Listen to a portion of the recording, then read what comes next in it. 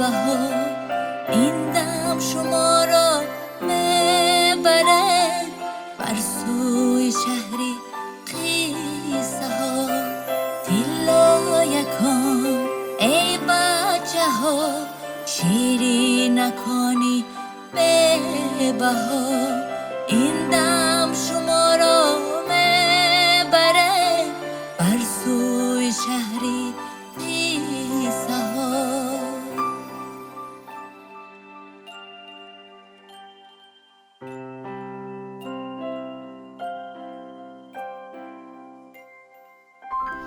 بود نبود یک پسرکی بود و از هر یک گپ به شور می آمد و احساس خود را به دست گرفتن نمی توانست و زود عصبی و آتشین می شد.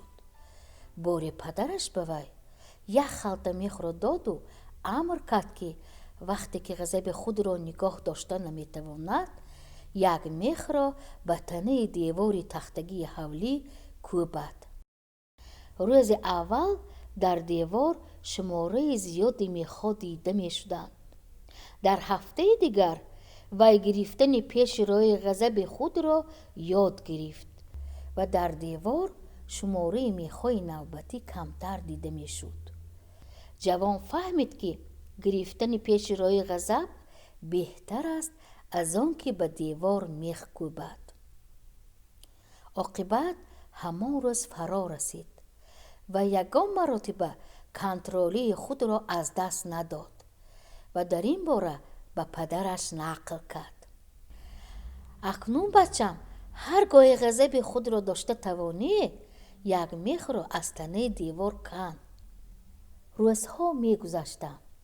همان روز فرا رسید. در دیوار یگان میخ باقی نماند.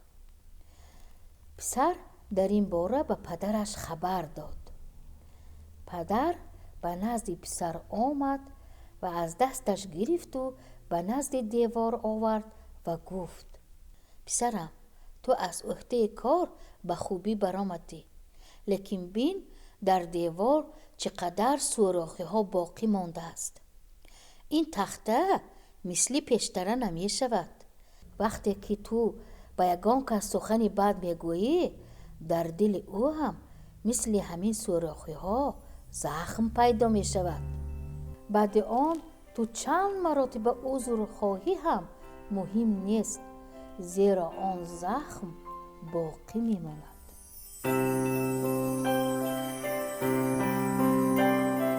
تلا یکان ای بچه ها شیری نکنی به بهار این دم شما را میبره بر سوی شهری قیصه ها.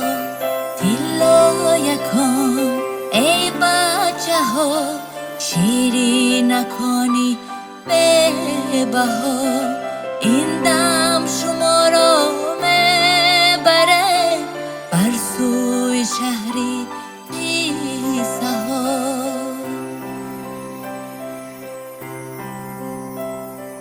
گل غنچه ها ای کودک ها شیری نکن خندا نکن.